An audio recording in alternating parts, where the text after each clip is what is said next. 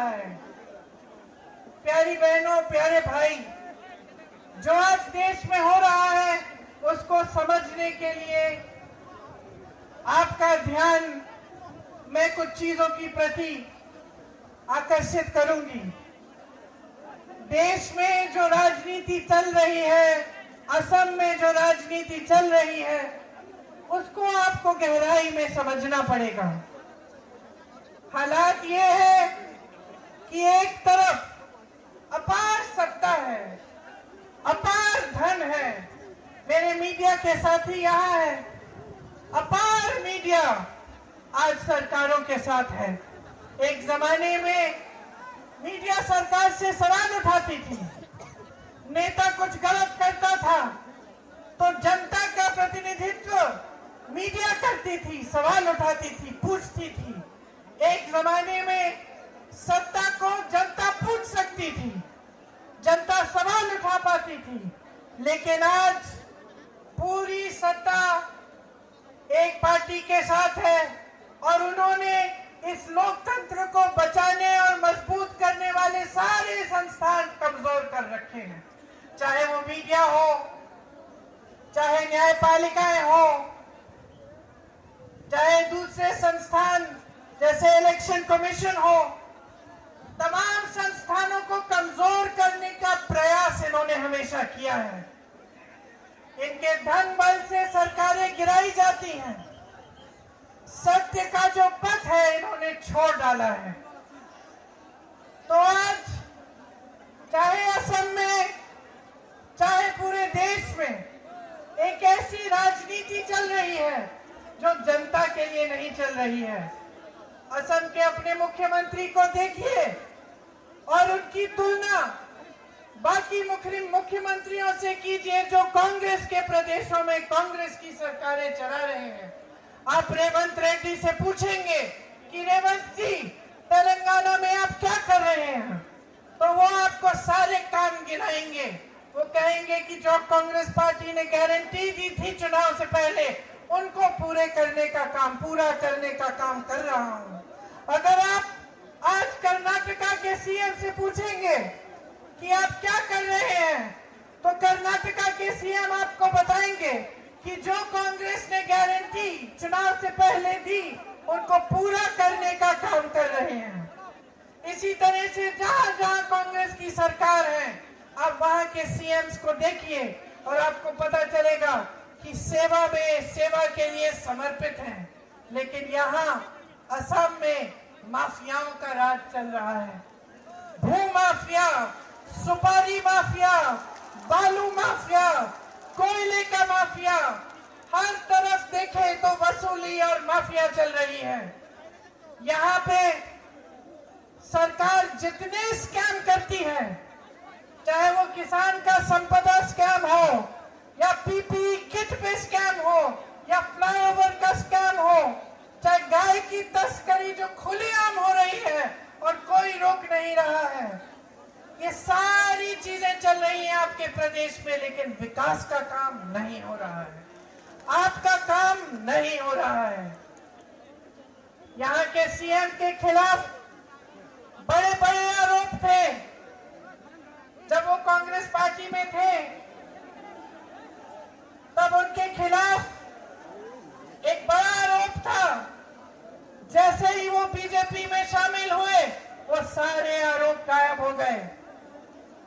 BJP ने एक washing machine बनाई है जिसके अंदर जिसको डालो, पहले वो भ्रष्ट कहते हैं, जो भ्रष्ट होता है दूसरी पार्टियों से लाके अपनी वॉशिंग मशीन में डाल के साफ कर देते हैं।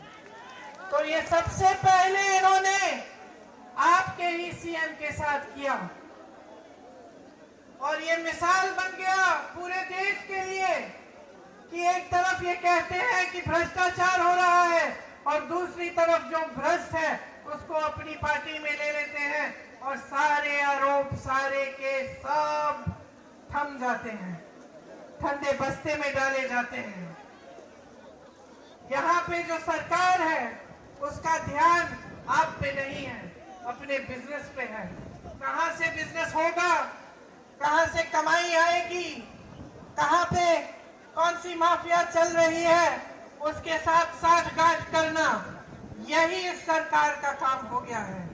लेकिन इस बीच आप मुझे बताइए मेरे भाइयों, आपकी कितनी बड़ी बड़ी समस्याएं हैं। आज आप सब यहाँ पे बैठे हैं, मेरे नौजवान साथी यहाँ पे हैं। बताइए कितनों के पास रोजगार है? ऐसे हाथ उठा के बताइए, रोजगार मिला है? नहीं मिला है। किसी को, एक जने को तो मिला होगा, किसी को रोजगार नहीं मिला? बहने, किसी को रोजगार नहीं मिला है, क्योंकि सरकार का पूरा ध्यान अपने स्वार्थ पे है।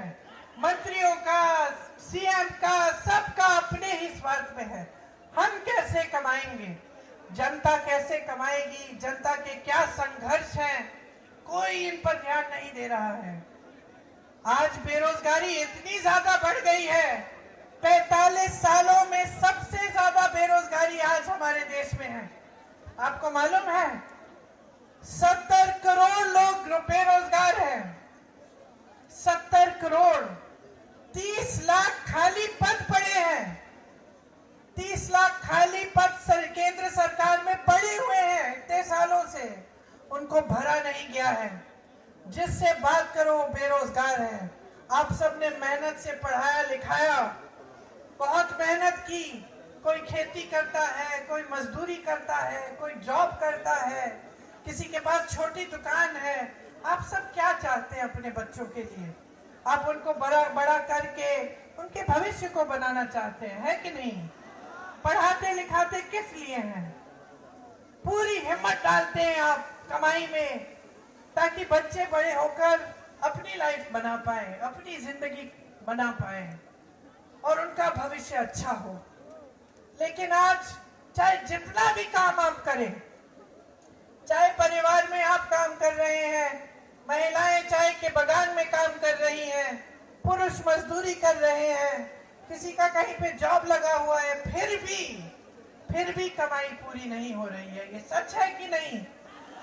फिर भी जब आपको दुकान जाना पड़ता है कुछ खरीदने के लिए तो घबराहट होती है। जब कोई बीमार पड़ता है तो पूरे परिवार पे संकट आ जाता है कि कैसे इलाज कराएंगे। सही बात है कि नहीं? सही बात है ना?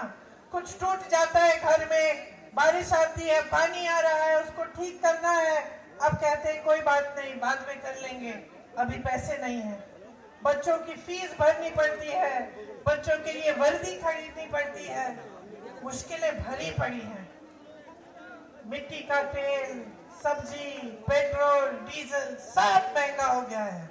जो खेती करता है वो खेती में कमा नहीं पा रहा है, एमएसपी तो मिलती ही नहीं है आपको। और खेती में जितने भी सामान आप इस्तेमाल कर रहे हो आज, सब पे जीएसटी लगा लगा के उनको महंगा कर दिया है।